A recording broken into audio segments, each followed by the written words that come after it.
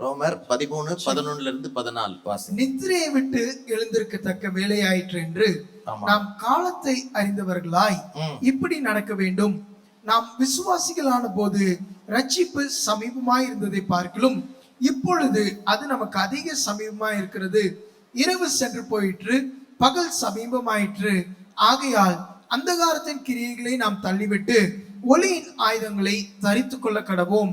களியாட்டும் வெறியும் வேசித்தனமும் காம விகாரமும் வாக்குவாதமும் பொறாமையும் உள்ளவர்களாய் நடவாமல் பகலிலே நடக்கிறவர்கள் போல சீராய் நடக்க கடவோம். துருச்சைகளுக்கு இடமாக உடலை பேணாமல் இருந்து கர்த்தராகிய இயேசு கிறிஸ்துவை தரித்துக் கொள்ளுங்கள். அல்லேலூயா. நித்திரையை விட்டு எழுந்திருக்கத்தக்க வேலையாயிற்று. ஒரு சில நினைக்க இப்ப நித்திரைக்கு போக வேண்டிய வேலையில நித்திரை விட்டு எழுந்திருக்கத்தக்க வேலையா இருக்குன்னு சொல்றாரு அவரு அப்படின்னு நினைச்சிட்டு இருக்கிறீங்க. ஆனா இந்த தூங்குறத சொல்லல அவர் எதை சொல்றாருன்னா, இன்னைக்கு பாருங்க, நம்ம இருக்கக்கூடிய காலம், இந்த வேலை தேவ ஊழியர்களுக்கு முக்கியமாக ஒரு நல்ல தெளிவு இருக்கணும். நம்ம இப்ப என்ன காலத்துல இருக்கிறோம், எந்த நேரத்துல இருக்கிறோம். உலகம் பார்த்தீங்கன்னாக்கா இன்னைக்கு களியாட்டம், காம விகாரம், வேசித்தனம் எல்லாம் பயங்கரமா பெருகிட்டு இருக்கு. அதெல்லாம் ரொம்ப அழகாகிக்கிட்டு கொண்டு இருக்கிறது. எதுதான் ஒழுங்கின்னு நினைச்சோமோ அது இன்னைக்கு எல்லாரும் செய்கிற ஒரு காரியமா மாறுகிறது. மாத்திரமல்ல, தேவ ஊழியர்களே சிலர் செய்யறதை பார்க்கிறோம். இப்படிப்பட்ட ஒரு சூழ்நிலையில இன்னைக்கு நம்ம இருக்கிற காலகட்டம் எப்படிப்பட்ட காலம் என்பதை நீங்க நல்லா புரிந்து கொள்ள வேண்டும். இந்த அதிகாரத்துல நீங்க பார்க்கும் பொழுது இந்த 11வது வசனத்துக்கு முன்பாக ஒரு 3 முக்கியமான அறிவுரைகளை சொல்லுகிறார். 11-14 வரைக்கும் 4 முக்கியமான அறிவுரைகளை சொல்லுகிறார். என்னுடைய செய்தி இன்னைக்கு தலைப்பு என்னன்னு பாத்தீங்கன்னா, அல்லேலூயா, நாம் விசுவாசிகள் ஆன போது ரட்சிப்பு சமீபமாய் இருந்ததை பார்க்கிலும் இப்பொழுது ரட்சிப்பு சமீபமாய் இருக்கிறது. ரட்சிப்பு சமீபமாய் இருக்கிறது. Salvation is near. ஆண்டவரை விசுவாசிக்கிற, இயேசுவை பின்பற்றுகிற உங்களுக்கும் எனக்கும் சொல்ல போனால் ரட்சிப்பு சமீபமாய் இருக்கிறது. உலகத்துக்கு அழிவு சமீபமாய் இருக்கிறது. நம்ம எந்த கூட்டத்தில் இருக்கிறோன்றது நல்லா பார்த்துக்கணும். இன்னைக்கு அழகா கேட்டோம், ஒருத்தர் கடைசி வரைக்கும் இருந்து கடைசியில் ஒரு தப்பு பண்ணி நரகத்துக்கு போயிட்டார். அப்படிப்பட்ட நிலைமை நம்ம யாருக்கும் வரக்கூடாது. எத்தனை வருஷம் ஊழியம் பண்ணி இருந்தாலும் எஜமான் வரும் பொழுது அப்படி இருக்க காணப்படுகிறவன் தான் மேலே போறான். இது ரொம்ப முக்கியமான காலகட்டத்தில் இருக்கிறோம். ஆண்டவர் எனக்கு உணர்த்தினதை உங்க மத்தியிலே சொல்ல இருக்கிறேன். இந்த கடைசி நாட்கள்ல இந்த வசனத்தின் அடிப்படையில் நாம் செய்ய வேண்டிய 4 முக்கியமான காரியங்கள் சொல்லப்பட்டிருக்கு. நீங்க வாசித்திருக்கிறதுல மறுபடியும் உங்களுக்கு ஞாபகப்படுத்தி இன்னைக்கு முடிக்க போகிறேன். ரட்சிப்பு சமீபமாக இருக்கிறதுனால நாம் செய்ய வேண்டிய 4 முக்கியமான காரியங்களை தான் இன்னைக்கு செய்தியின் மைய பகுதியாக சொல்ல போகிறேன். குறிப்பாக நீங்க அநேக தேவ ஊழியர்கள் இருக்கிறீங்க, ஊழியருடைய குடும்பத்தார் இருக்கிறீங்க. அல்லேலூயா, ரொம்ப முக்கியம் நம்முடைய லைஃப். அல்லேலூயா, அல்லேலூயா. நம்ம ஆண்டவருடைய ராஜ்யத்துக்கு நம்ம பிரவேசிக்கும் போது முதல்ல நம்ம போறதுக்கு ரெடியா இருக்கணும். இன்னும் ஒரு சிலரை கூட்டி கொண்டு போகணும். அதுல மிக முக்கியமான நிலைமையில இருக்கிற யார் நம்ம ரொம்ப முக்கியத்துவம் கொடுக்க, நம்முடைய குடும்பத்தினருக்கு தான். ஊழியக்காரன் முழு குடும்பமாக கர்த்தருடைய ராஜ்யத்துக்குள் பிரவேசிக்கணும். நோவா தேவனால் எச்சரிக்கப்பட்டு, நான் முதல்ல ரொம்ப நாள் யோசித்து கொண்டிருந்தேன், இத்தனை மிருகங்களுக்காக இவ்வளவு பெரிய பேழை உண்டு பண்ணினார்னு. எபிரேயர் 11:7 நீங்க எடுத்து வாசிக்கும் பொழுது வருங்காரியங்களை குறித்து தேவ எச்சரிப்பை பெற்று பயபக்தி உள்ளவனாகி தன் குடும்பத்தை ரட்சிக்கும்படிக்கு வேலை உண்டாக்கு. இன்னைக்கு பாருங்க, குடும்பத்தோடு காப்பாற்றப்படணும். அதுக்கப்புறம் நம்முடைய சபை, அல்லேலூயா, நம்ம கையில கொடுத்திருக்கிற ஊழியம், இது 2 ரொம்ப முக்கியப்படுத்துங்க. முதல்ல நம்ம காப்பாற்றப்படணும், 2வது குடும்பம் காப்பாற்றப்படணும், 3வது நம்ம சபை காப்பாற்றப்படணும். நான் எதுவும் பெருசா நகைச்சுவை நான் சொல்றதுக்கு இல்லை. ஏன்னா இது ரொம்ப பயங்கரமான ஒரு காலகட்டத்தில் இருக்கு. இன்னைக்கு நடக்கிற காரியங்கள் இதெல்லாம் அழிவுக்கு ஆரம்பம் என்று இயேசு சொன்னார் பாருங்க. அதன் ஆரம்பத்தை போல இருக்கிறது. ஆனா அழிவு உடனே வராதுன்னு சொல்லிட்டார். இன்னும் கொஞ்ச நாள் ஆகலாம் அப்படின்னு சொல்லி நம்ம இருக்க முடியாது. எவ்வளவு காலம் ஆகும் போது, எவ்வளவு வருஷம் ஆகும், இல்லை எவ்வளவு மாசம் ஆகும், ஒண்ணுமே சொல்றதுக்கு இல்லை. நடக்க வேண்டிய எல்லா தீர்க்க தரிசனங்களும் பைபிள்ல மையமான மேஜர் ப்ராபசைஸ் எல்லாம் முடிஞ்சு போய்விட்டது. மேசியா வந்தாரு, மரித்தாரு, உயிர்த்தெழுந்தார், பரலோகம் போய் இனிமேல் திரும்பி வர்றது ஒண்ணுதான் மிக முக்கியமான ப்ராபசி. கடைசி நாட்களுக்குரிய அநேக அறிகுறிகள் நடந்து கொண்டிருக்கிற காலகட்டத்தில் இருக்கிறோம். இந்த 11வது வசனத்தை பார்த்தீங்கன்னா 2 பகுதியாக பார்க்கலாம். அதுல பார்த்தீங்கன்னா முதல் பகுதி, நித்திரையை விட்டு எழுந்திருக்கத்தக்க வேலையாயிற்று என்று நாம் அறிந்து காலத்தை அறிந்தவர்களாய் இப்படி நடக்க வேண்டும் என்று சொல்லுகிறார். அப்போஸ்தலனாகிய பவுல் பல அப்போஸ்தலர்கள் பார்த்தீங்கன்னா சில முக்கியமான வார்த்தைகளை பயன்படுத்துவாங்க. அவங்களுடைய கடிதங்கள்ல நிறைய அதிகாரங்கள்ல இருக்க பார்த்தீங்கன்னாக்க, குறிப்பா எபிரேயர்ல எல்லாம் பார்த்தீங்கன்னா ஆதலால் இப்படி இருக்க அப்படின்னு சொல்லி ஒரு அதிகாரம் ஆரம்பிக்குதுன்னா நம்ம என்ன செய்யணும்? அதுக்கு முன்னால இருக்கிற அதிகாரங்களை போய் படிக்கணும். அல்லேலூயா. 12வது அதிகாரம், எபிரேயர் 12வது அதிகாரத்துல முதல் வார்த்தை பார்த்தீங்கன்னா என்னது? ஆகையால். ஆகையால்னா எது? ஆகையால்னா எது நிமித்தம் அப்படின்னு அறிந்து கொள்ள வேண்டும். என்ன பண்ணணும்? 11வது அதிகாரத்தை படிக்கணும். அல்லேலூயா. இங்க நம்ம 11வது வசனத்துல நம்ம பார்க்கும் பொழுது, அல்லேலூயா, காலத்தை அறிந்தவர்களாய் இப்படி நடக்க வேண்டும். இந்த கடைசி காலத்துல நாம் எப்படி நடக்க வேண்டும் என்று சொல்லி நடைமுறை வாழ்க்கைக்கு சில முக்கியமான அறிவுரைகளை 1-10 வசனத்துல கொடுத்திருக்கிறார். அது ஒரு 3 முக்கியமான காரியங்களை மாத்திரம் சொல்ல போறேன். தெரியுதுன்றதுனால இல்ல, கடைபிடித்தாதான் முக்கிய அது பிரயோஜனமாக இருக்கும். இப்படி நடக்க வேண்டும் என்று சொல்லி சொல்றது 3 முக்கியமான காரியங்கள். பாத்தீங்கன்னா முதல்ல, இந்த கடைசி காலத்துல இதுல நம்ம கவனமா இருக்கணும். ஏன்னா இதுல கவனமா இல்லை என்றால் ஒருவேளை ரட்சிப்பு நம்மை விட்டு எடுத்து போடப்படலாம். பரலோகம் செல்லும் பாக்கியத்தை கூட நம்ம இழந்து போகிறதுக்கு அதிகமான வாய்ப்புகள் உண்டு. அநேக ஊழியக்காரர்கள், பாஸ்டர் பிஷப் கூட நரகத்துல இருக்காருன்னு கேள்விப்பட்டோம். அப்பாட்ட வந்து ஒருத்தர் சொன்னாராம், உங்களுக்கு டாக்டரேட் கொடுக்க போறேன்னு சொல்லிட்டு. அவங்க திரும்பி சொன்ன, நான் முதல்ல ஊசி போட கத்துக்கிறேன், அப்புறமா வாங்கிக்கிறேன். எனக்கு இதே. இன்னொருத்தர் வந்து கூட்டத்துக்கு அழைப்புதல் கொடுக்க வரும்போது வந்த உடனே எல்லாம் டேட் எல்லாம் வாங்கிட்டு, பாஸ்டர் நீங்க பேர் சொல்லி கூப்பிடுவீங்களா அப்படின்னாரு. கூப்பிடுவேனே, வயசுல கம்மியா இருக்குங்களா, பேர் சொல்லி தான் கூப்பிடுவேன் அப்படின்னாரு. அநேக நாட்கள் இதைதான் யோசிச்சு சிரிச்சுக்கிட்டு இருந்தோம். இப்ப 2-3 வாரத்துக்கு முன்னால ஒரு பாஸ்டரை சந்தித்தேன் நானு. திருச்சியில ஒரு கூட்டத்தை அரேஞ்ச் பண்ணதுக்காக திருச்சிக்கு போயிருந்தப்ப சொன்னாரு, அவங்க மாமனார் நாகப்பட்டினத்துல பயங்கரமா இது மூக்குப்பொடி போட்டு, அதாவது பாதிக்கப்பட்டு கேன்சர் நிலைமையில இருந்தாராம்.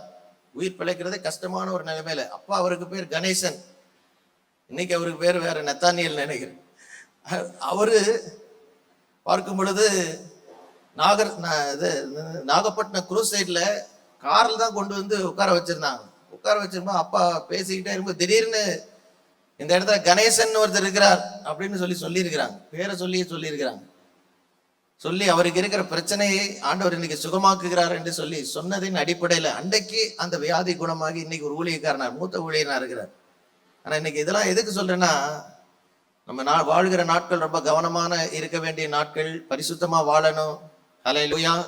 விளையாட்டா இருக்கலாம், ஆனா அதே சமயத்துல சில அடிப்படை காரியங்கள்ல கவனமா இல்லைன்னா பரலோக பாக்கியத்தை இழந்து விடுவோம். இந்த காலம் விழித்திருக்க வேண்டிய காலம் என்பதை அறிந்து இப்படி நடக்க வேண்டும் என்று சொல்லப்பட்ட முதல் காரியம், மேலான அதிகாரத்துக்கு கீழ்ப்பட்டிருக்க வேண்டும். ஃபர்ஸ்ட் திங் என்னது? Submission to higher authority. மேலான அதிகாரத்துக்கு நீங்க என்ன செய்யணும்? கீழ்ப்பட்டு இருக்க வேண்டும். பிள்ளைகள் நிறைய பேர் வந்திருக்கிறீங்க. ஊழியக்காரருடைய பிள்ளைகள் உங்க பெற்றோருக்கு அடங்கிதான் இருக்கணும். இன்னைக்கு பாருங்க, 8 வயசு வந்தாலே, சாதாரண வீட்டுல 8 வயசு வந்தாலே என்ன கொடுத்துறான்? வீட்டுல இருக்கிற ஆக்டிவா கொடுத்துறான். அவனுக்கு வந்து ஓட்டம் தெரியாது, ஒன்றும் தெரியாது. ஏறி இருந்தாலும் அது பாட்டுக்கு போகுது. பாஸ்டர் வீட்டுல என்ன நடக்குது? 9 வயசு வந்த உடனே வெளியே ஆக்டிவா கொடுக்குறான்னா பாஸ்டர் என்னத்தை கொடுக்குறாரு? பாஸ்டர் வீட்டுல என்ன கொடுப்பாங்க சொல்லுங்க. எல்லாம் செய்தி நல்லா போயிட்டு இருந்து இப்ப ஏதோ வேற எங்கேயோ போறிய நீ. ஏங்க, இதுக்கு ஒரு வயசு இருக்குங்க, இதுக்கு ஒரு அனுபவம் இருக்கு. ஆக்டிவாக கொடுக்குறீங்க பாருங்க. எங்க வீட்டுல, எங்க சர்ச்சில் ஒரு பையன் 10வது படிக்கிற பையன், அவங்க அப்பா புல்லட்டை தூக்கிட்டு அவங்க அம்மாலாம் அவங்க ஊருக்கு போயிருக்கப்ப எல்லாம் சர்ச்சுக்கு வந்து வெளியே போகும்போது கீழே விழுந்து அடிபட்டு அப்புறம் இன்னொருத்தவங்க போய் உதவி செஞ்சாங்க. அதுக்கு ஒரு வயசு இருக்கு. அதே போலதான் உங்களுக்குன்னு ஒரு காலம் வர்ற வரைக்கும் நீங்க மேலான அதிகாரம் உங்க பெற்றோருக்கு என்ன செய்யணும்? கீழ்பட்டு இருக்கணும். சபை போதகருக்கு அடங்கி இருக்கணும். அதே போல தேவ ஊழியர்கள், இன்னைக்கு நம்ம ஒரு நல்ல அதிகாரத்துக்கு கீழே இருக்கிறோங்க. இந்த ஸ்தாபனத்துக்கு, இந்த தலைவருக்கு நமக்கு மேல இருக்கிற தலைவர்கள் நம்ம என்ன செய்யணும்? அடங்கினா எவனுக்கு அதிகம் கொடுக்கப்பட்டிருக்குதோ அவனிடத்துல அதிகம் கேட்கப்படும். இன்னைக்கு கீழ இருந்து குழி பறிக்கிறான். ஆபீஸ்ல தான் நடக்குதுன்னு பார்த்தா ஊழியத்துல தான் இன்னும் அதிகமா நடக்குது. உள்ள வரப்ப எப்படி வந்தானோ இல்லையோ, வேற வழியே இல்லாம உள்ள வந்திருப்பான். கொஞ்ச நாள் வந்து ஒரு 2 வெளிப்பாடு வந்த உடனே பாஸ்டருக்கு மேல்பட்டவன்ற எண்ணம் வந்துருது. அல்லேலூயா. ஆனா தேவ பிள்ளைகள், இன்னைக்கு விசேஷமா போதகிற பிள்ளைகளுக்கு இப்ப முதல்ல சொல்றேன், உங்க அப்பா அம்மா கீழ்பட்டு அடங்கி குறித்த நேரத்துல கர்த்தர் உயர்த்துவார். என்னெல்லாம் பாத்தீங்கன்னாக்கா, அப்பா இருக்கிற வரைக்கும் செய்தினா அவங்க தான் கொடுப்பாங்க, பாட்டு நடத்தினா கூட முடிவு அவங்க தான் செய்வாங்க. சில நேரம் முந்தின ஆராதனை தம்பி நடத்துற ஆராதனை சில லேட் ஆயிடும். எங்க ஆராதனை ஆரம்பிக்க வேண்டிய டைம் ஆயிடும். அந்த நேரத்துல வந்து பாட்டு நடத்த நம்ம எழுதிட்டு இருப்போம். 2வது பாட்டு பாடிக்கிட்டு இருக்க போய் மைக்கில் வந்துருவாங்க. விட்டு கொடுத்து தான் போய் ஆகணும். சில நேரம் செய்தி கொடுன்னு 1-2 வாட்டி விட்டாங்க. ஒரு வாட்டி நல்ல செய்தி கொடுத்தேன், சங்கீதம் 37 எடுத்து செய்தி கொடுத்து முடிச்சுட்டு அப்பா அன்னைக்கு முடியலன்னு சொல்லியிருந்தாங்க. செய்தி முடிக்கிற நேரம் உள்ள நுழைஞ்சாங்க. ஒரு 2 வார்த்தை நான் பேசிடுறேன்னாங்க. அவங்க பேசினதுக்கு அப்புறம் நம்ம செய்தி நிக்குமா?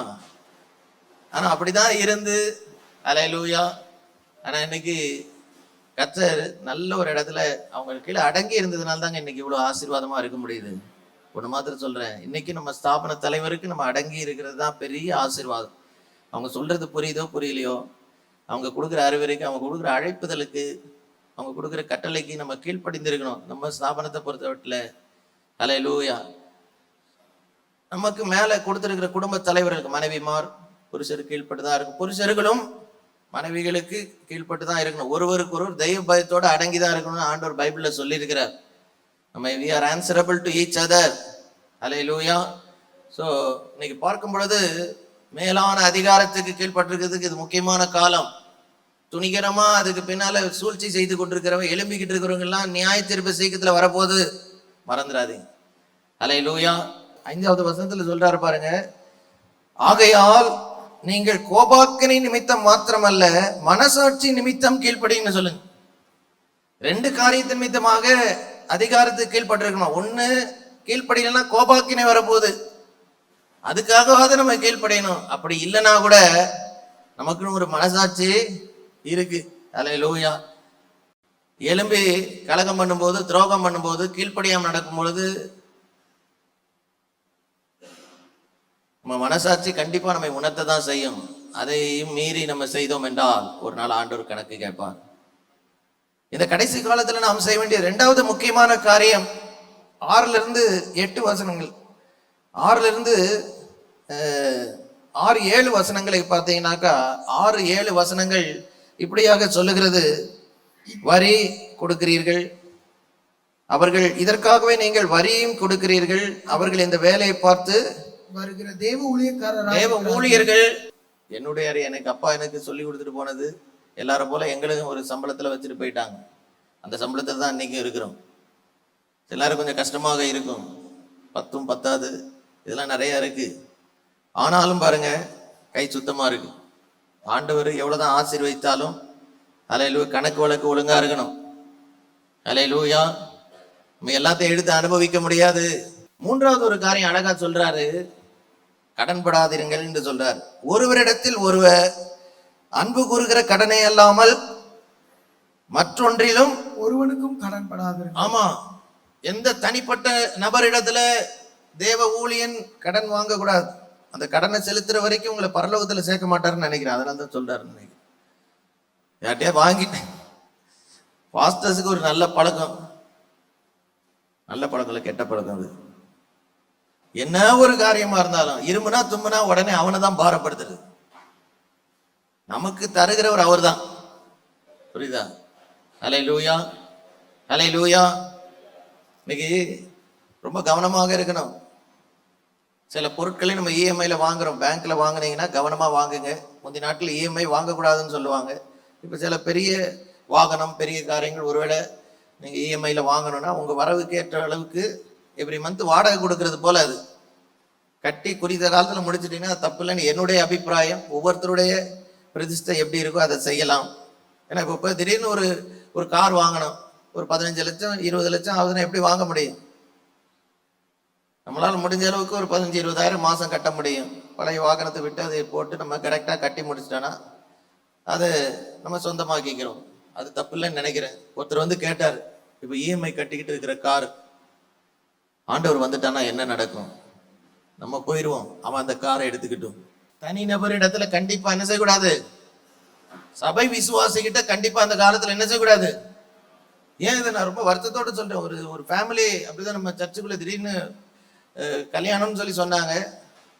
அவங்க அந்த சம்பந்தி வீட்டு ஃபேமிலி இன்னொரு எனக்கு ரொம்ப அறிமுகமான அருமையான பாஸ்டர், மூத்த ஊழியர், அவங்க சர்ச்சில் விசுவாசி. கல்யாணத்துக்கு என்கேஜ்மெண்ட்டுக்கெல்லாம் போயிட்டு வந்துட்டோம். வந்து கல்யாணத்துக்கு முன்னால பார்த்தாக்கா அந்த சம்பந்தி வீட்டு ஆட்கள் எங்க சர்ச்சுக்கு வர ஆரம்பிச்சிட்டாங்க.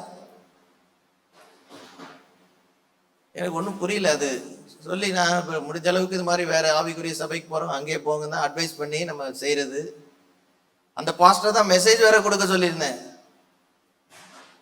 கல்யாணத்துக்கு 2 நாளைக்கு முன்னால் ஃபோன் பண்ணி அந்த பாஸ்டர்கிட்ட கிட்ட, பாஸ்டர் நான் வருவேன்னா தெரியல, எப்படின்னு பார்த்துக்கோங்க, வேற எதுவும் ஒரு சொல்ல வச்சுட்டாரு. அப்புறம் அவங்க சபை விசுவாசி, எங்கள் சபை விசுவாசியுடைய சம்பந்தி கல்யாணம் போது பாருங்க, அவங்ககிட்ட ஃபோன் பண்ணி கேட்டாக்கா அவர் அப்படி தான் பேசுவார். பாஸ்டர் ஒரு பில்டிங்காக நான் 1 கோடி நான் வந்து கடன் நான் தான் வாங்கி கொடுத்தேன். அதில் ஏதோ கருத்து வேறுபாடு. நான் சொல்ல புரியுதா? நான் யாரையும் கஷ்டப்படுறது, அதாவது யார் எதை சொல்றது அவங்க குறைவா சொல்றதுக்காக சொல்லலை. அந்த 1 கோடியை வச்சு நம்ம வாங்கணுமா? அந்த 1 கோடியை வச்சு இந்த கடைசி நாட்கள்ல ஒருவேளை பரலோகம் போறதுக்கு அந்த 1 கோடி தடையாகி போயிட போகுது. ஹல்லேலூயா. ஏன்னா 1 கோடி வாங்கிட்டு நம்ம மாசந்தோறும் செலுத்த வேண்டியதுக்கு கடனுக்கு காசு இருக்கும். அப்பதான் நமக்கு ஒரு சோதனை வரும். அந்த நேரம் ஒரு வேற ஊழியம் வரும். இது கிடையாது, விசுவாசி தானே, அதுக்கு செய்வோம் அப்படின்னு அவனுக்கு செய்ய வேண்டிய கடமை செய்யாம விட்டுருவீங்க. அவன் மன வருத்தத்தோடு உட்காந்துருப்பான். பாஸ்டர்கிட்ட போய் கேட்கவும் முடியல. யார் யாருக்கு செலுத்த வேண்டிய கடமை இருக்கோ, இங்க ஒரு அதாவது பாருங்க 7வது வசனத்துல உங்களுக்குன்னு ஒரு கடமை இருக்குங்க. சொத்து இருக்கலாம், ஒரு பணம் இருக்கலாம், ஒரு வாங்கின கடன் இருக்கலாம். நீங்க அந்த கடமையை செலுத்தாவிட்டால் நீங்க பரலோகம் போவதற்கே டவுட்டு அப்படின்னு பைபிள்ல போட்டுருக்கு. அதனாலதான் இப்படி எழுதுறாரு. நான் எத்தனையோ வாட்டி வாசிச்சிருக்கிறேன். கொஞ்சம் ஒரு போன வாரத்துல அந்த ரோமர் நிருபத்தை முடிச்சேன். ஆண்டவரே என்ன பேசணும், இன்னொரு காரியத்தை தான் யோசித்து கொண்டிருந்தேன். அப்பதான் திடீர்னு இந்த 11ல இருந்து 14 ரட்சிப்பு சமீபமா இருக்கு அப்படின்னு சொல்லி பேசணும் அப்படின்னு ஆண்டவர் உணர்த்தினார். அப்படி போய் பார்க்கும் பொழுது அதன் முதல் பகுதி தான், நித்திரை விட்டு எழுந்திருக்கத்தக்க வேலையாயிற்று என்று நாம் அறிந்தவர்களா இப்படி செய்ய வேண்டும்னு ஒரு வார்த்தை இருக்கு. இப்படி எப்படி செய்யணும்னு முந்திர பகுதியை படிச்சா இது சொல்லப்பட்டிருக்கு. ஹல்லேலூயா. முதலாவது அதிகாரத்துக்கு அடங்கி இருக்கணும். 2வது கடமை டாக்ஸ் கட்டுறது மாத்திரமல்ல, நமக்குன்னு சில கடமை இருக்குங்க. குடும்பத்துல சில கடமை இருக்கு, ஊழியத்துல சில கடமை இருக்கு. சில நம்ம ஈவன் பாருங்க, நமக்கு நம்ம மனைவி பிள்ளைகளுக்கு செய்ய வேண்டிய சில கடமை இருக்குங்க. அதை செய்யாத நிறைய ஊழியர்கள் நம்ம இருக்கிறோம். இந்த நாட்கள்ல நான் சொல்றது நல்லா புரிஞ்சுக்கோங்க. ஊரெல்லாம் போய் கவனிச்சுட்டு வருவார். ஒரு நாள் சொன்னாங்க எங்க வைஃப், எங்க பாஸ்டர் எங்க வீட்டுக்கு வரணும், ஒரு அப்பாயின்மெண்ட் கேட்கணும் அப்படின்னாங்க. எங்க வைஃப் யாரோ சொன்னாங்கன்னு பார்த்துட்டு இருக்கீங்களே, எங்க வீடு விசிட்டிங் வர்றதுக்கு எங்க பாஸ்டர் ஒரு நாள் அப்பாயின்மெண்ட் கொடுக்கணும் அப்படின்னு. ஊரெல்லாம் போய் விசிட் பண்ணிட்டு வர்ற, ராத்திரி வந்து பேசாம நீட்டி படுத்து தூங்குறது. இன்னைக்கு வீட்டுக்கு செய்ய வேண்டிய கடமை இருக்கா இல்லையா? நம்ம கடமைன்னு ஒண்ணு இருக்குங்க. அதிகாரத்துக்கு கீழ்பட்டிருக்கணும், ஒழுங்கா கடமையை செய்யுங்க, தேவையில்லாத கடன் வாங்காதீங்க. அல்லேலூயா. ஊழியத்துக்காக கடன் கண்டிப்பா வாங்கவே கூடாதுங்க. அல்லேலூயா. தனி நபர் இடத்துல உங்க சபைக்காக கடன் வாங்காதீங்க. தேவைப்பட்டா நம்ம ரோட்ல கூட நின்று ஆராய்ச்சிட்டு போயிடலாங்க. பஞ்சாப்ல யாரோ ஒருத்தர் இருக்கிறாராம், ஓப்பன் ஏர்ல 1 லட்சம் கோடி ஆராதிக்கிறாங்கன்னு சொல்றாங்க. ஏன்னா அவங்கெல்லாம் ஆவியானவர் இருங்களையா, பெரிய மைக் போட்டு ஏசி போட்டு எல்லாம் பண்ணி எல்லாம் கடன்ல வாரந்தோறும் ஐயா வாழ்க்கைன்னு கை உயர்த்தும் போது அடப்பாவி கடனா இருக்குதுன்னு பார்த்துக்கிட்டு எல்லாம் ஆராய்ச்சிக்கிற, நமக்கு மாத்திரம் பக்கு பக்கு பக்குன்னு அடிச்சுக்கிட்டு தேவையா? யோசிச்சு பாருங்க. வந்தா அவரு வேற மேல இவன் கட்டாம இருக்கா, இதுக்காக 2 நாள் லேட் பண்ணுவோம், கொடுக்க மாட்டேங்கிறான் பாரு. நான் கொடுத்தா கூட கொடுக்க மாட்டேங்கிறான். இவனை மேல சேர்க்கிறதா வச்சு கடனை கட்டுட்டுன்னு விட்டு போறதுன்னு அவர் யோசிச்சுக்கிட்டு இருக்காரு. இதெல்லாம் நிர்பந்தமான சூழ்நிலை. இந்த காலத்தை அறிந்து இப்படி செய்யணும். எத்தனை காரியம் செய்யணும்? இப்ப 3 காரியம். நாம் விசுவாசிகள் ஆன போது ரட்சிப்பு சமீபமானதை பார்க்கிலும் இப்பொழுது அது நமக்கு அதிக சமீபம். இந்த சமீபமா இருக்கிறதுன்ற வார்த்தை பைபிள்ல ரொம்ப அதிகமாய் பயன்படுத்தப்பட்ட வார்த்தை. சீக்கிரம், சமீபம். ஆதி திருச்சபை இதை எழுதும் பொழுது நம்ம இருக்கிற 2026, இது அப்போஸ்தலன் பவுல் எழுதும் பொழுது 100ஆம் வருஷத்துக்கு முன்னாலதான் எழுதியிருப்பாரு. அப்பயே அவங்க இயேசு சீக்கிரம் வரப்போறான்னு வாழ்ந்தாங்கங்க. நம்ம எல்லாம் எத்தனையோ வாட்டி கேட்டு 2000 இயேசு வந்துருவாருன்னாங்க. எல்லாரும் பயந்து துடிச்சு எல்லாம் பயங்கரமா செஞ்சோம். வரல. 2K தாண்டிடுச்சு. இப்போ கொஞ்சம் அப்படி கொரோனா வந்தது, கொஞ்சம் அப்படி கொஞ்சம் ஜபெல்லாம் கூடுச்சு. 5 அதிகாரம் விட்டு 10 அதிகாரம் படிக்க ஆரம்பிச்சோம். வீட்டில் உட்காந்து வேற வழி இல்லாம உபவாசம் இதெல்லாம் நிறைய பண்ணோம். இப்ப திரும்பி எல்லாம் நார்மலான பண்ணும்போது சரி இன்னொரு 50 வருஷம் கூட்டி கொடுத்துட்டாரு, ஜாலியா உட்காந்துருக்கிறீங்க நீங்க. எல்லாம் ஒரு நார்மல் ஆயிடுச்சு. எதை வேணா செய்யலாம், எப்படி வேணா இருக்கலாம். மைக்க பிடிச்சா அவர் இறங்குறாருன்னு நம்ம நினைக்கிறோம். இறங்குதான் செய்வாரு. சிம்சோனுக்கு தான் இறங்கினாரு. ஒரு அளவுக்கு மேல போன பிறகுதான் அவர் அமைதியாவார். அது வரைக்கும் கொஞ்சம் விட்டு பிடிப்பார். அதனால கொஞ்சம் எச்சரிப்பாருங்க. அல்லேலூயா. ஆனா ரட்சிப்பு சமீபமா இருக்கிறது என்பதை, அதாவது ஆண்டுடைய வருகை சமீபமா இருக்கிறது என்கிற உணர்வோடு வாழ்ந்தார்கள் அப்போஸ்தலர்கள். பவுல் பேதுருவெல்லாம் குறித்து வாசித்தோம். அல்லேலூயா.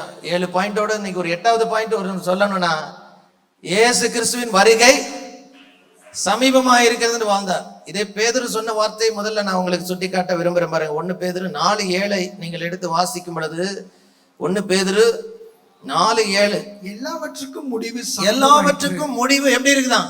சமீபமாயிற்று. இவங்க எல்லாம் 100 வருஷத்துக்குள்ள சொன்ன வார்த்தைங்க. நம்ம 2026 உட்கார்ந்துட்டு இப்ப நம்ம என்ன சொல்லணும் யோசிச்சு பாருங்க. 100 AD 100க்குள்ள வாழ்ந்த ஒரு பேதுரு சொல்றாரு எல்லாவற்றுக்கும் முடிவு சமீபமாயிற்று. இப்ப இன்னைக்கு நான் சொல்ல போற இந்த 4 முக்கியமான காரியம் ரொம்ப ரொம்ப முக்கியன்றதுக்காக தான் சுட்டி காட்ட விரும்புகிறேன்.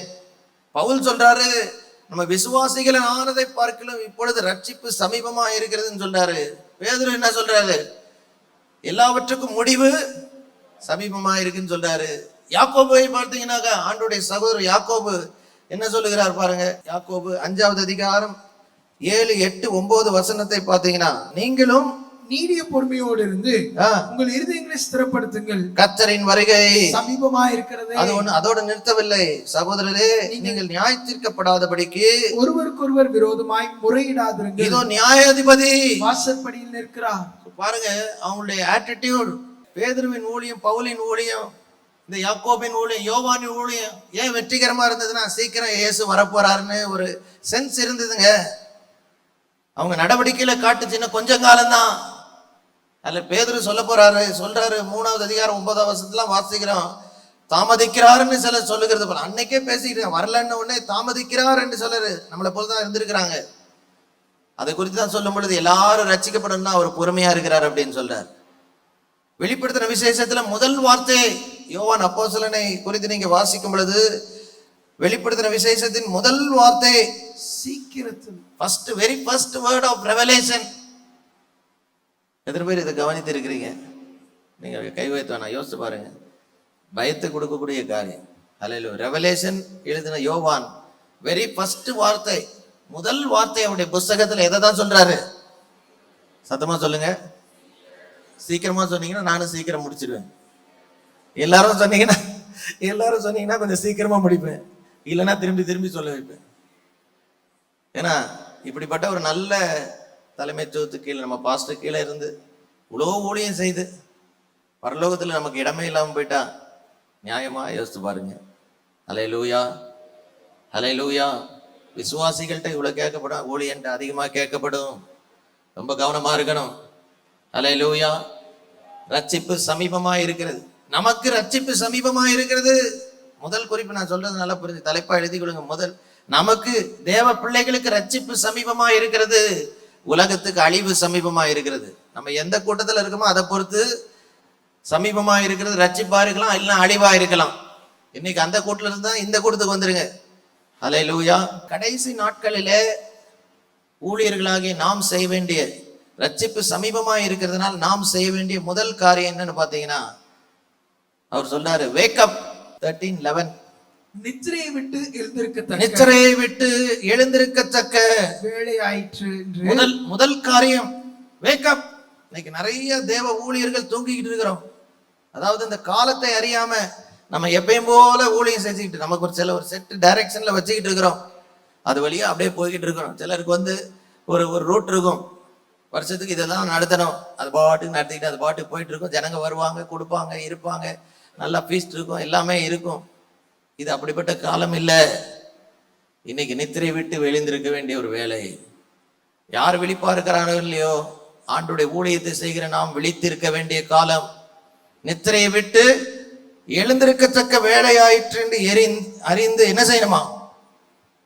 இப்படி நடக்கணும்னு அந்த 3 காரியங்களை சொன்னேன். ஆனா இன்னைக்கு வாட்ச்ஃபுல்லா இருக்கணும், விழிப்பா இருக்கணும்ன்றதான் முதல் கருத்து. ஒரு ஊழியன், ஒரு தேவ விசுவாசியே, எல்லாரும் தேவ பிள்ளைகள் விழிப்பா இருக்கணும். அதுல தேவ ஊழியன் ரொம்ப ரொம்ப விழிப்பா இருக்கணும்.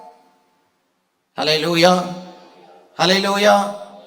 விழிப்பா எச்சரிக்கையா பார்த்துக்கிட்டே இருக்கணும். 3 காரியங்கள்ல விழிப்பு காணப்பட வேண்டும். ஆண்டவர் இயேசு அந்த கெத்செமனே தோட்டத்தில் அவருடைய சீஷர்களை பார்த்து சொன்னார், சோதனைக்கு உட்படாதபடி விழித்திருந்து ஜெபம் பண்ணுங்க. முதல்ல நான் சொல்றது, நம்ம காப்பாற்றப்படுவதற்கு நம்ம விழிப்பா இருக்கணும். ஒவ்வொரு ஊழியன் ஆண்டுடைய ஊழியத்தை 50 வருஷம் செஞ்சதுனால பரலோகத்துக்கு டிக்கெட் கிடைச்சிடும் மாத்திரம் நினைச்சிட முடியாது. ஹல்லேலூயா. முதல்ல எச்சரிக்கையா விழிப்பா நம்மளை பார்த்துக்கணும். ஹல்லேலூயா. நான் எப்பயுமே சர்ச்சில் நிறைய நேரம் சொல்றது உண்டு, இந்த சபைக்கு ஆண்டவர் கொடுத்துருக்க 2 முக்கியமான பணிகள். ஒரு நாள் ஜெபிக்கும் பொழுது ஆண்டவர் எனக்கு சொல்லி கொடுத்தார், வெளியே இருக்கிறவெல்லாம் ஆதாயப்படுத்தி உள்ள கொண்டு வரணும். நீங்க வேணா கூட எழுதிக்கலாம். நம்முடைய ஊழிய பங்கு. ஆண்டவர் ஒரு நாள் ஜெபம் பண்ணது எனக்கு சொன்னா, உன் பணியில 2 காரியம் நடக்கணும். வெளியே இருக்கிறவனெல்லாம் ஆதாயப்படுத்தி உள்ள கொண்டு வரணும், உள்ள இருக்கிறவனெல்லாம் ஆயத்தப்படுத்தி மேலே அனுப்பணும். இதான் 2. அல்லேலூயா. எப்பயுமே சர்ச்சில் இதை சொல்லி நான் நிறைய நேரம் போன வாரம் ஞாயிற்றுக்கிழமை ஸ்டேஜில் சொல்லிக்கிட்டு இருக்கிறேன். இது ஒரு மீட்டிங்கில், வெளியே இருக்கிறவனெல்லாம் ஆதாயப்படுத்தி உள்ளே கொண்டு வரணும், உள்ளே இருக்கிறவனெல்லாம் ஆயத்தப்படுத்தி மேலே அனுப்பணும். ஆயத்தப்படுறதுக்கு டைம் ஆகும். உடனே அனுப்பணும்னு கேட்டால் எங்கள் அப்பா எப்பயுமே சொல்லுவாங்க, நீங்கள்லாம் உடனே பரலோகம் போகணும்னு ஆண்டவர் எழுதி வச்சிருந்தா உங்களுக்கு ஞான ஸ்நானம் கொடுக்கும் பொழுதே இன்னும் ஒரு 5 நிமிஷம் உள்ளே வச்சு உங்களை பரலோகத்துக்கு அனுப்பிட்டு நாங்கள் புழலுக்கு போயிருப்போம் அப்படி. ஒரு பாஸ்டர் ஒரு முறை அப்படிதான் சொன்னாரு, உங்க அப்பா சொன்னதை வச்சுதான், உங்க அப்பா செய்தியை கேட்டுதான் நான் ஞானஸ்நானத்துக்கு ஒப்பு விடுதுன்னாரு. எனக்கு எப்பயுமே ஒரு கியூரியாசிட்டி, என்ன அப்படி என்ன சொல்லியிருப்பாங்க ஞானஸ்நானத்துக்கு ஒப்பு கொடுக்கறதுக்கு? என்னங்க சொன்னாரு அப்படின்னு கேட்டேன். உங்க அப்பா செய்தியில சொன்னாரு, நீ பெட்டிக்குள்ள போறதுக்கு முன்னால தொட்டிக்குள்ள போகணும்னாரு. உடனே நான் தொட்டிக்குள்ள போயிட்டேன். பெட்டிக்குள்ள போறதுக்கு முன்னால அதுக்கு கஷ்டப்பட்டு வேலை செஞ்சு ஆண்டவருடைய விசுவாசத்தை காத்து போராட்டத்தை போராடி எல்லாம் முடிச்சாதான் அங்க போய் நல்லா இருக்க முடியும். இப்படிப்பட்ட சூழ்நிலையில ஆண்டவர் நமக்குன்னு ஒரு காலம் குறித்து வச்சிருக்கிறார். அது வரைக்கும் கவனமா வேலை செய்யணும். ஹல்லேலூயா. ஆனா போன வாரத்துல இந்த காரியத்தை சொல்லிக்கிட்டு இருந்தேன். சபையில ஜனங்களை வெளியே ஆதாயப்படுத்தி உள்ள கொண்டு வந்து அவர்களை ஆயத்தப்படுத்தி மேல அனுப்பணும் அப்படி சொல்லிட்டு எனக்குள்ள ஒரு சூழ்நிலை. ஆயத்தப்படுத்தி அனுப்புறது நல்லதுதான், முதல்ல நீ ஆயத்தமாகணும். 3ஆம் மாத்திக்கிட்டேன் இப்ப. ஹல்லேலூயா. வெளியே இருக்கிறவனை ஆதாயப்படுத்தி உள்ள கொண்டு வரணும், கொண்டு வந்து அவனை ஆயத்தப்படுத்தி மேல அனுப்பணும். அதே சமயத்துல நானும் ஆயத்தமாகணும். ஹல்லேலூயா. விசுவாசி ஆயத்தப்படுத்தி அனுப்பிருக்கு. நம்ம டிராவல் ஏஜென்ட் கிடையாதுங்க, நம்மளும் கூட போகிற ஒரு நிலைமையில இருக்கணும். நம்மளும் ஆயத்தமா இருக்கணும். எப்ப எஜமான் வந்தாலும் ஆயத்தமா இருக்கிற ஊழியனா இருக்கணும். நம்மை குறித்து முதலாவது விழிப்பா இருக்கணும். வேக்கப்னு சொன்ன பாருங்க, பி வாட்ச்ஃபுல்னு கூட எழுதி கொள்ளலாம். நம்மை பற்றி உங்க ரட்சிப்பு இன்னைக்கு எப்படி இருக்கு? உங்க ஜெப ஜீவியம் நல்லா இருக்கா? ஆரம்ப நாட்கள் வாரத்துக்கு ஒரு வாட்டி உபவாசம் பண்ணீங்களே, இன்னும் பண்ணிட்டு இருக்கீங்களா? வருஷத்துக்கு இத்தனை வாட்டி பைபிள் வாசிங்களா, இன்னும் வாசிக்கிட்டு இருக்கீங்களா? முந்தி நாட்கள்ல பாத்தீங்கன்னாக்கா சில காரியங்கள் பாஸ்டர்ஸ் விசுவாசிகளுக்கே இதை செய்யக்கூடாதுன்னு சொன்னப்பட்ட காரியங்கள் இன்னைக்கு ஊழியர்கள் அதுக்கு உடன்பட வேண்டிய சூழ்நிலையா. ஹல்லேலூயா. பாஸ்டர்ஸ்க்கே இன்னைக்கு செய்தி கொடுக்க வேண்டியதா இருக்கு. பிரதிஷ்டை மற்ற காரியங்கள் எல்லாமே நம்மளே தவறி போயிருக்கிறோம். கவனமா இருங்க, முடிவு சமீபமா இருக்கு, ரட்சிப்பு சமீபமா இருக்கு. முதல்ல நம்மை பற்றி எச்சரிப்பா இருக்கணும். 2வது நம்முடைய குடும்பத்தை பற்றி விழிப்பா இருக்கணும். தேவ ஊழியர்களே, உங்களை சர்ச்சை விட்டு கூட அனுப்பிடலாம், ஆனா குடும்பம் தான் கடைசி வரைக்கும் கூட இருக்க போகுது. எத்தனை பேர் ஒத்துக்கிறீங்க? இவங்களா கூட இருக்க போறாங்கன்னு சில கை ஊத்த மாட்டேங்கிறீங்க. சபை தான் முக்கியம் நினைக்கிறீங்க. அதெல்லாம் மூணாவது தான். முதல்ல நம்ம, ரெண்டாவது குடும்பம். குடும்பத்தை குறித்து விழிப்பா இருக்க வேண்டிய காலம். எபிரேயர் 11:7 கொஞ்ச நேரத்துக்கு முன்னாடி தான் சொன்னேன்னு நினைக்கிறேன். நோவா வருங்காரியங்களை குறித்து தேவ எச்சரிப்பை பெற்று பயபக்தி உள்ளவனாகி குடும்பத்தை ரட்சிப்பதற்கு பேழையை உண்டு பண்ணினான். அவன் ஆடு மாடு, அந்த யானை, அந்த பன்னி, பூனை, எதுக்கு அந்த கொசு உள்ள விட்டான்னு தெரியல.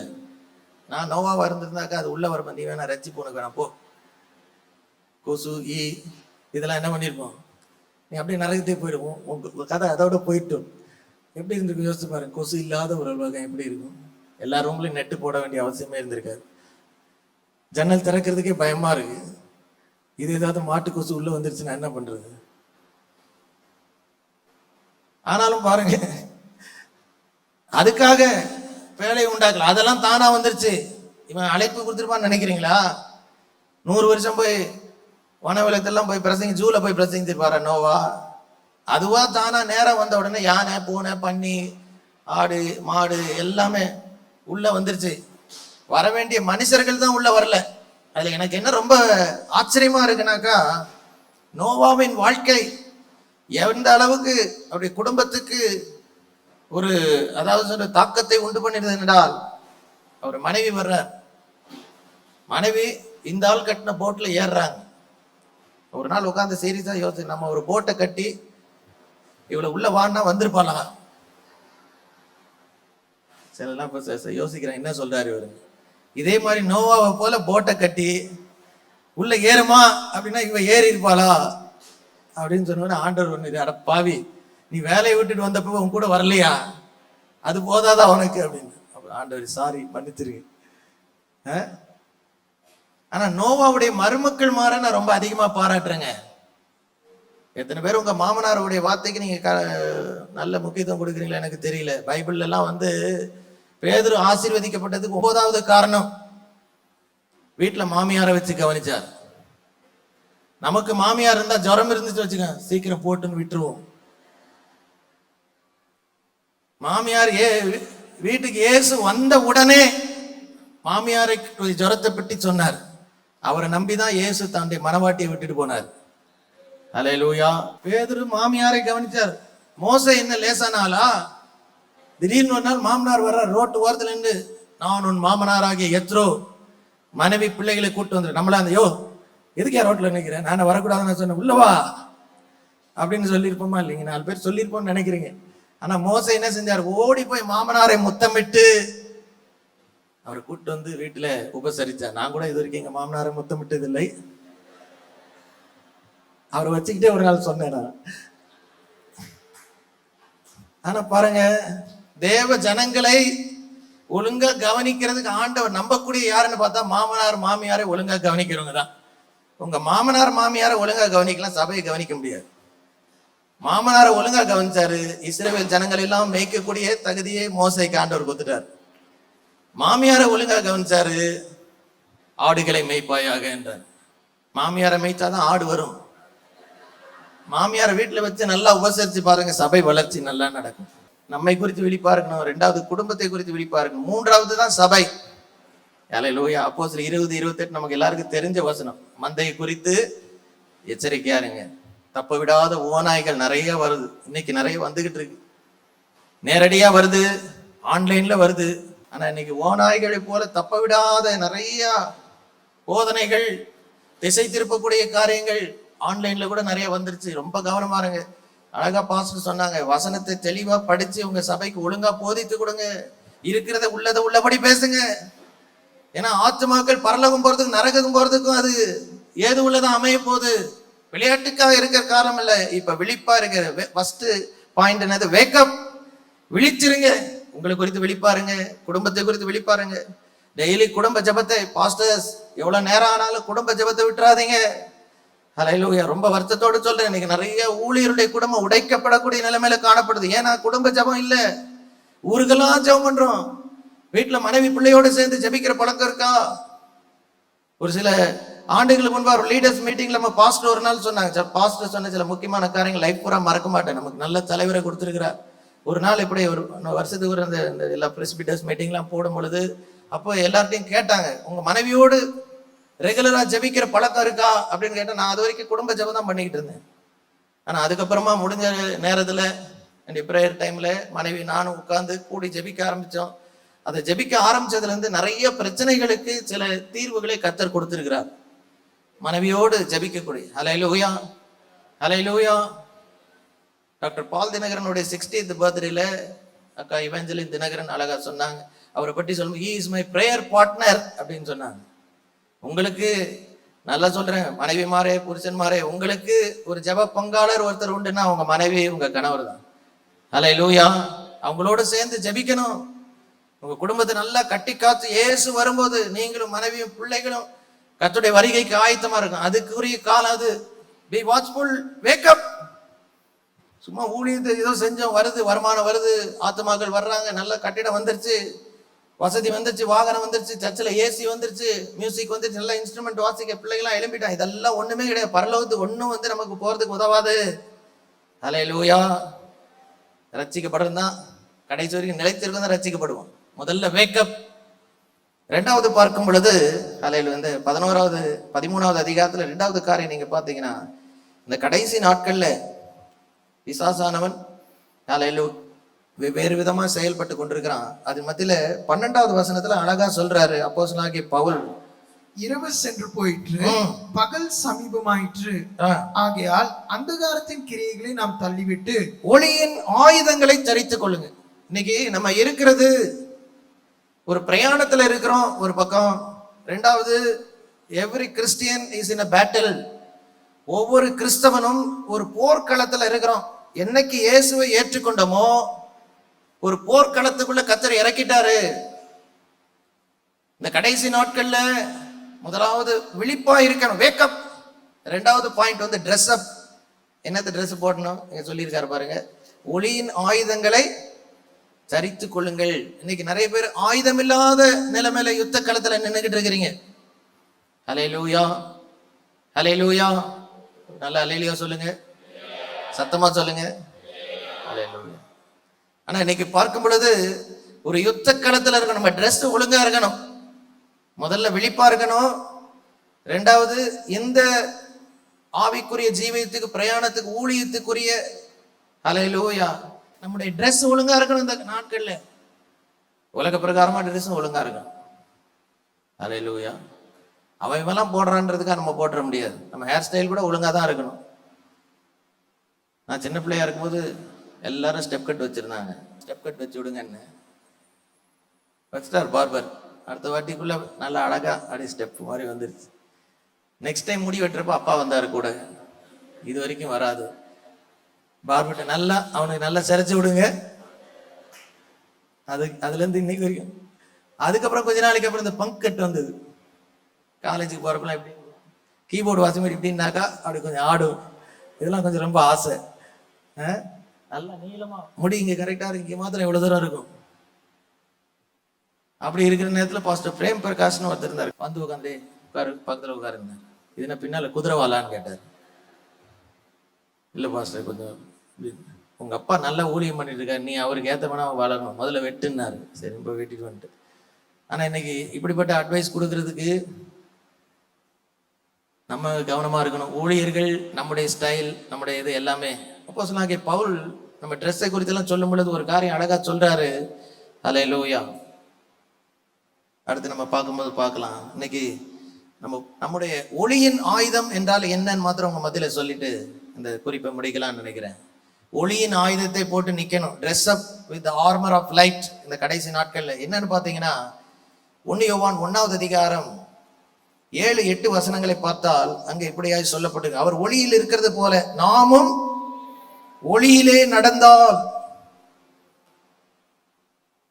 அவரோடு ஒருவரோடு ஒருவர் ஐக்கியப்பட்டிருப்போம். அவருடைய குமாரன் இயேசு கிறிஸ்துவின் ரத்த சகல பாவங்களை நீக்கி.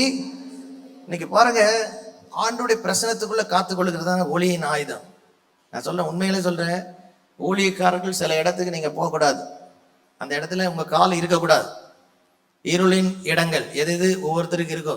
சில கண்ணி ஒவ்வொருத்தருக்கும் ஒவ்வொரு இதில் வச்சிருப்பான். சில பொருளாதார கண்ணி வச்சிருப்பான், சில பெண்கள் கண்ணி வச்சிருப்பான், சிலர் பதவி கண்ணி வச்சிருப்பான், சிலர் பார்த்தீங்கன்னாக்கா பொறுப்புகள் கண்ணி வச்சிருப்பான், சிலர் பார்த்தீங்கன்னாக்கா சில பொருட்கள், சில லேண்டு. இந்த இடத்துல போய் நம்ம போய் ஊழியம் நிற்கக்கூடாது, அடாபடியான இடத்துல போய் நிற்கக்கூடாது. ஒளியிலே நடக்கணும், அதான் ஒளியின் ஆயுதம். நம்ம ஒளியிலே நடந்தாக்கா அவன் கை வைக்க முடியாது. அல்லேலூயா. எத்தனை பேர் நான் உட்காந்து மைண்டில் உருட்டிக்கிட்டே இருந்தேன், இதுனா ஒளியின் ஆயுதம். அப்போதான் ஞாபகம் வந்து, நீ ஒளியிலே நடந்தால், அல்லேலூயா, வாக் இன் த லைட். இந்த கடைசி நாட்கள்ல உலகமே இருள் நிறைந்து இருக்கிறது, ஆனா நீங்களும் நானும் ஒளியில நடக்கணும். நான் விளையாட்டா நகைச்சுவா பேசலாம் சில காரியங்கள், ஆனா இப்ப சீரியஸா பேசிக்கிட்டு இருக்கிறேன். வேக்கப், ரெண்டாவது ட்ரெஸ் அப், மூன்றாவது தலைப்பு, மூன்றாவது இப்ப செய்ய வேண்டிய காரியம் கிளீன் அப். ரோமர் 13வது அதிகாரம் 12-13 வசனங்களை நீங்கள் பார்த்தீங்கன்னா, அங்க இப்ப இரவு சென்று போயிட்டு பகல் சமீபமா இருக்கு, ஆகையால் அந்தகாரத்தின் கிரியைகளை நாம் தள்ளிவிட்டு. சில காரியங்கள் நம்ம லைஃப்பை விட்டு போனுங்க. ஊழியக்காரனுக்கு இதெல்லாம் தகுதி இல்லை. ஒவ்வொருத்தருக்கும் ஒவ்வொரு காரியம் கண்ணியா இருக்கு. எல்லா ஊழியக்காரனும் அவன் கரெக்டா ஒரு பாயிண்ட் வச்சிருப்பான், எல்லாத்துலயும் கரெக்டா தாண்டிடுவோம். ஆனா அதுக்குன்னு ஒரு அவ்வப்போது கொண்டு வந்து நிறுத்துறான் பாருங்க, அவ்வப்போது நிறுத்துறான். அதுக்கப்புறம் ஒரு வாரத்துக்கு ஜெபமே ஓட மாட்டேங்க. அந்த காரியத்தை தான் பேசிக்கிட்டு இருக்கேன் இப்ப. அல்லேலூயா. நீங்க சொல்றாரு அந்தகாரத்தின் கிரியைகளை தள்ளணும். சில காரியங்கள் லைஃப்பை விட்டு தள்ளணும். இந்த கடைசி நாட்கள்ல சில கிளீனிங் அப், ஊழியக்காரருடைய லைஃப்ல சில கிளீனிங் அப் இருக்கு. இந்த 3 நாட்கள் இங்க இருக்கும் பொழுது முதல் கிளீன் அப் அங்க நடந்திருக்கு. அழகா 7 காரியங்களை சொல்லியிருக்கு, முக்கியமான காரியங்கள். நம்ம படிக்கும்போது இது எல்லாத்தையும் கடைபிடிக்கணும். ஹல்லேலூயா. இன்னைக்கு நம்ம லைஃப் சில காரியம் கிளென்சிங் தேவை. வாரத்துக்கு ஒரு நாளோ எப்பயாவது உட்கார்ந்து தாவீதை பாருங்க, ஹல்லேலூயா, என்னை ஆராய்ந்து பாரும், வேதனை உண்டாக்கும் வழி என்னிடத்தில் உண்டானும், சோதித்து பாருன்றாரு. ஹல்லேலூயா. சங்கீதம் 26:2 நீர் என்னை புடமிட்டு சோதித்து பாருங்க, உள்ளிந்திரியங்களை சோதித்து பாருன்றாரு. இருக்கிறதுல டீப்ல அவர் கை வச்சு கிளீன் பண்ணணுங்க. யாருக்குமே தெரியாத பாவங்கள் சில ஒட்டிக்கிட்டு இருக்கு. ஹல்லேலூயா. அந்த ரோமர் 13வது வசனத்தை பார்த்தீங்கன்னாக்க, களியாட்டும், வெறியும், வேசித்தனமும், காம விகாரமும், வாக்குவாதமும், பொறாமை. தேவ ஊழியனுக்கு, தேவ பிள்ளைகளுக்கு தகாத சில குணங்கள் இருந்துச்சுன்னா கிளென்ஸ் பண்ணிருங்க. ஏன்னா ரட்சிப்பு சமீபமா இருக்கு. இது நிமித்தமா நம்ம பரலோகத்தை இழந்து போயிடக்கூடாதுங்க. ஹல்லேலூயா. ஆண்டவர் இன்னைக்கும் எச்சரித்து கொண்டிருக்கிறார். இன்னைக்கும் சமயம் இருக்கு, இன்னைக்கும் பரலோகம் திறந்திருக்கு, இன்னைக்கும் ரட்சகர் ஆட்களை சேர்த்து கொண்டிருக்கிறார். ஆனா ஒரு நாள்ல நியாயாதிபதியா உட்கார போறாரு. அன்னைக்கு நம்ம இவ்வளோ கஷ்டப்பட்டு ஒண்ணுமில்லாத நிலைமையிலிருந்து அவர் ராஜ்யத்தின் பணியை செய்து இன்னைக்கு எவ்வளவு ஆசீர்வதிக்கப்பட்டு நம்ம இழந்து போயிடக்கூடாது. அப்புறம் பிரயோஜனமற்ற ஊழியன்னு பேர் பெற்றக்கூடாது பாருங்க. அதனால தான் பேசிக்கிட்டு இருக்கிறேன். கிளீன் அப், 4 வார்த்தைகள். வேக்கப், ட்ரெஸ் அப், 3வது கிளீன் அப், 4வது கடைசி பாயிண்ட் சொல்லி நம்ம ஜெபம் பண்ணுவோம். 14வது வசனத்துல கிளென்சிங் பண்ண வேண்டிய இன்னொரு காரியம் சொல்லப்பட்ட, துர்ரீச்சைக்கு இடமாக உடலை. இன்னைக்கு ரொம்ப கவனமா இருக்கிறேன். நிறைய நேரம் இதுதான் நம்ம தப்பு பண்ண வச்சிருக்கு. நல்ல கிறிஸ்தவ பாட்டு தான் பார்க்குறோம், அதுக்கு முன்னால் ஒருத்தன் வரான், என்ன பண்ணனே தெரியல, ஆடு இல்லை, கண்ணெல்லாம் மழுங்கி போய் நிறைய பேர் கூட கண்கள் சில நேரம் அதை பார்த்துக்கிட்டு இருக்கான். அதுக்கப்புறம் பாட்டை பார்த்தா ஓடுமா, அட்லீஸ்ட் கண்ணையாவது மூடிக்கோ. அது மாதிரி வரும்போது வேற ஒன்றும் பண்ண முடியல. பார்க்காதீங்க, தேவையில்லாத அட்வர்டைஸ்மெண்ட் பார்க்கக்கூடாது. இன்னைக்கு நம்முடைய கண்ணு சரித்தின் விளக்கா இருக்கு. இதுக்குள்ள வசனம் தான் போகணும், இதுக்குள்ள வார்த்தையாகிய வசனம் தான் போகணும். இன்னைக்கு தேவையில்லாத இன்ஃபர்மேஷன் உள்ள விடாதீங்க. நம்முடைய சரீரத்தை கெடுக்கிற ஒரு மிகப்பெரிய ஒரு காரியம் இது. நல்ல காரியம் நிறைய இருக்கு, ஆனா கேடு உண்டாக்கக்கூடிய நிறைய காரியங்கள் இருக்குது. தேவையில்லாத காரியங்களை இதுல பார்க்காதீங்க. ஹல்லேலூயா. காத்துக்கொள்ளுங்க, ரட்சகர் சீக்கிரத்துல வரப்போறாரு, நியாயாதிபதியா வரப்போறாரு. ஹல்லேலூயா. Clean up. எதெல்லாம் இந்த நாட்களில் உட்காந்து கொஞ்சம் டைம் எடுத்து இது 2 நாள் இங்கே ஃப்ரீயாக இருக்க போகிறோம். சில பழக்கங்கள் லைஃப்பில் வந்து நம்ம விடணும், சில தொடர்புகள் நம்ம விடணும், சில பேருடைய நம்பர்ஸை நம்முடைய ஃபோன்லேருந்து ரிமூவ் பண்ணணும். ஹல்லேலூயா. சில இடங்களுக்கு போகிறத நம்ம நிறுத்தணும். இது பரலோகத்துக்கு தடைன்னு உங்களுக்கு நல்லாவே தெரியும், ஆனாலும் துணிகரமாக போய்கிட்டு இருக்கிறீங்க. இதெல்லாம் செய்யலைன்னு உணர்த்திக்கிட்டே இருக்கு, ஆனாலும் துணிஞ்சு செஞ்சுக்கிட்டு இருக்கிறீங்க. நீ உலகம் முழுவதும் ஆதாயம், உலகத்தில் எவ்வளோ தான் சொத்து சுகம் பதவி எது இருந்தாலும் பரலோகம் போல ஒண்ணும் இல்லப்பா. விட்டு கொடு, எல்லாத்தையும் தூக்கி எறி. ஹல்லேலூயா. ஒரு செங்கல் கூட பரலோகத்துக்கு கூட வராது, ஞாபகம் வச்சுக்கோ. ஹல்லேலூயா. சர்ச்சில் இருக்கிற ஒரு செங்கல் கூட வராது, வீட்டில் இருக்க செங்கலும் வராது, சர்ச்சில் இருக்க செங்கலும் வராது. ஆண்டவரை மாத்திரம் பிடிக்கும். இதெல்லாம் இருக்கோ இல்லையோ பரலோகம் போகணுங்க. கடைசியா பாருங்க, கடைசி குறிப்பு லுக்கப். அது என்னன்னா 14வது வசனத்துல கர்த்தராகிய இயேசு கிறிஸ்துவை தரித்துக் கொள்ளுங்கள், தரித்துக் கொள்ளுங்கள் அப்படின்னு சொல்றாரு. இன்னைக்கு ஒரு அழகான குறிப்போட நம்ம செய்தி செஷனை ஆரம்பித்தோம். நான் கிறிஸ்துவை பின்பற்றுகிறது போல.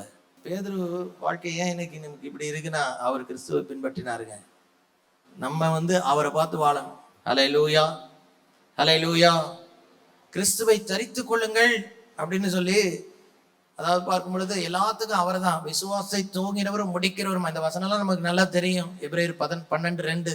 ஆனா நம்ம கண்ணு மாத்திரம் அங்க பாக்குது, பாதி நேரம் இங்கேயும் அங்கேயும் பாக்குது, பக்கத்து சர்ச்சை பாக்குது, பக்கத்து ஊழியர் அவன் என்ன பண்றான், அதே மாதிரி நம்மளும் ட்ரை பண்ணி பாக்குறோம்.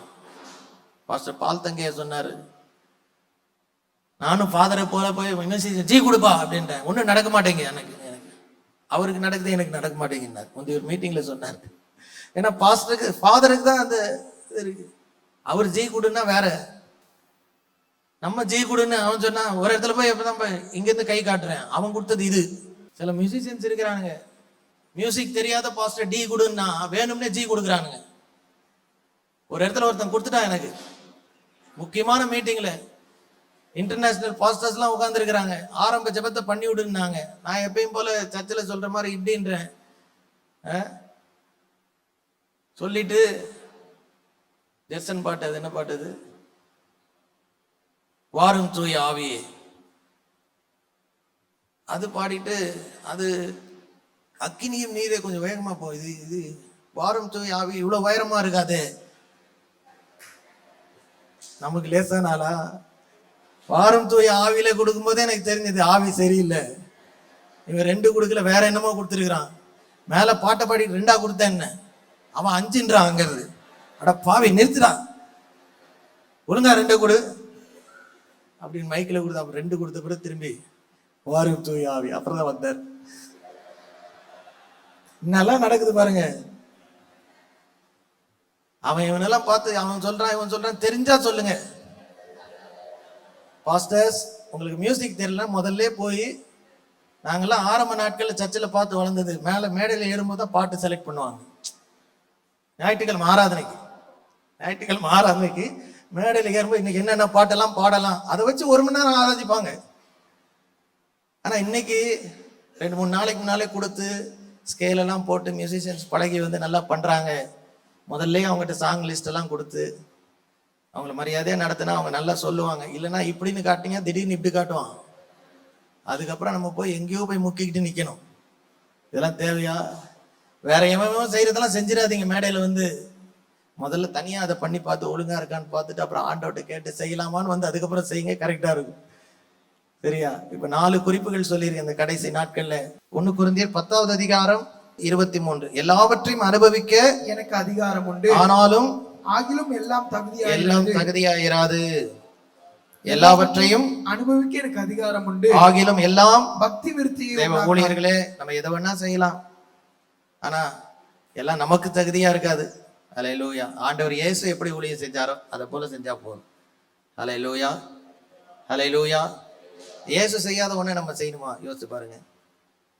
வேற புதுசா ஏதாவது கத்து கொடுத்தாருன்னா அவர் சந்நிதியில உட்கார்ந்து கேட்டு பெற்றுக்கொண்டு, எவனோ ஒருத்தன் செஞ்சான்றதுக்காக செஞ்சிடாதீங்க. இந்த கடைசி நாட்கள்ல look up only to Jesus. Is your model. அவர் மாடல் எப்பயும் ஃபெயில் ஆகாது. மற்ற மாடல்லாம் இருக்கும், திடீர்னு காண போயிடும். அவரை மாத்திரம் பார்த்தீங்கன்னா உங்க ஊழியம் ஆசீர்வதிக்கப்படும். கடைசி நாட்கள் நம்ம எல்லாரும் எளிமை நிற்போமா? Hallelujah. Wake up, dress up, clean up, look up. ஹல்லேலூயா.